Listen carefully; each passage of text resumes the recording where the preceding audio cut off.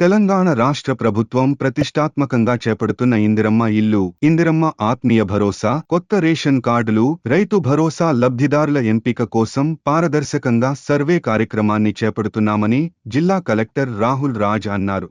Ramayampet municipality పరిధిలోని కోమటిపల్లి 2వ వార్డులో నిర్వహిస్తున్న సూపర్ సర్వే కార్యక్రమాన్ని ఆయన క్షేత్రస్థాయిలో పరిశీలించారు. పలువురు ఇళ్ల వద్దకు వెళ్లి వారి సమస్యలు అడిగి తెలుసుకున్నారు. వారు చేస్తున్న కూలీ పనుల వివరాలను అడిగి తెలుసుకున్నారు. ఇల్లు లేని నిరుపేదలకు ఇందిరమ్మ ఇళ్ల పథకం చేస్తామని, సొంత భూమి లేని, ఉపాధి హామీ పనులు చేస్తున్న కూలీలకు ఇందిరమ్మ ఆత్మీయ భరోసా అమలు చేస్తామని, కొత్త రేషన్ కార్డు లేని వారికి రేషన్ కార్డు, సాగుకు యోగ్యమైన భూములకు రైతు భరోసా కార్యక్రమాన్ని అమలు చేస్తామని అన్నారు.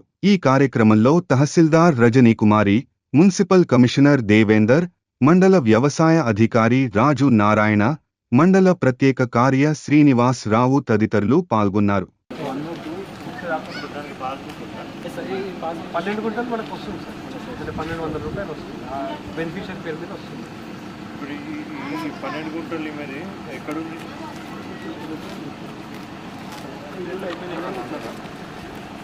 అందరికీ నమస్కారం.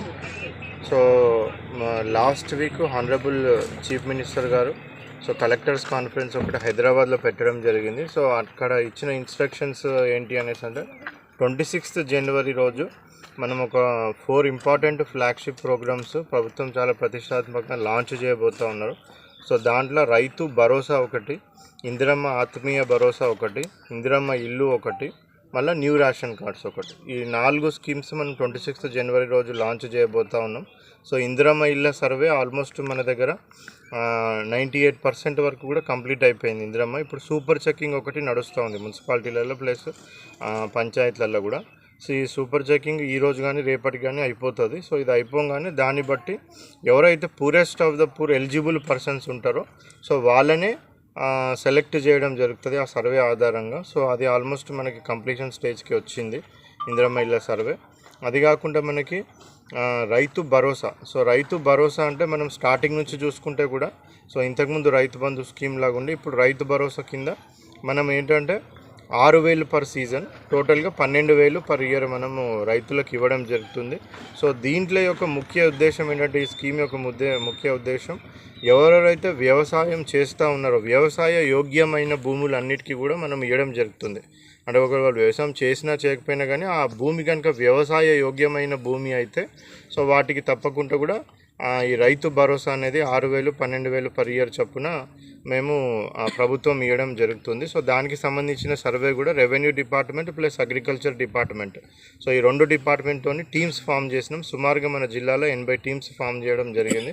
సో ఈ 80 టీమ్స్ కూడా ఈ కంబైన్గా ఈ సర్వే అనేది కూడా చేస్తూ ఉన్నారు. దీన్ని కూడా ఒక 3-4 డేస్లో బై 20th ఈ సర్వే కూడా మేము రైతు భరోసా సర్వే అనేది కంప్లీట్ చేసి ఏవైతే వ్యవసాయ యోగ్యమైన భూములు ఉన్నాయో సో వీటన్నిటికీ కూడా రైతు భరోసా అనేది మేము 26th నుంచి ఇవ్వడం జరుగుతుంది. ఇది కాకుండా ఇందిరమ్మ ఆత్మీయ భరోసా అనే స్కీమ్ ఉంది. ఇది కొత్తగా వచ్చిన స్కీము.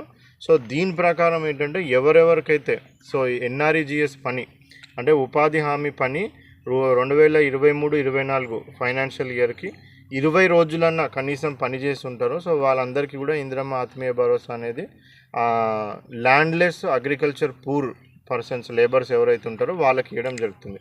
అంటే వాళ్ళు 20 డేస్ పనిచేసి ఉండాలా, అదేవిధంగా వాళ్ళకి ల్యాండ్లెస్ పూర్ అయి ఉండాలి, ల్యాండ్లెస్ అగ్రికల్చర్ లేబర్స్ అయి ఉంటే సో వాళ్ళకందరికీ కూడా ఎన్ఆర్ఈజీఎస్ డేటాతోని ఎవరికెవరికి భూమి లేని నిరుపేదలు ఉండి వాళ్ళు ఎన్ఆర్ఈజీఎస్ పని చేసుకొని 20 రోజులను చేస్తున్నారో వాళ్ళకి ఇందిరమ్మ ఆత్మీయ భరోసా కింద మనం సంవత్సరానికి 12,000 రూపాయలు ఆ కుటుంబానికి ఆ పర్ కార్డు ఏదైతే ఉంటుందో ఆ కార్డు చొప్పున ఆ కుటుంబానికి 12,000 సంవత్సరానికి ఇవ్వడం జరుగుతుంది. సో అది కూడా బెనిఫిషియరీ ఐడెంటిఫికేషన్ అంతా కూడా ఇప్పుడు మనకి జరుగుతూ ఉంది.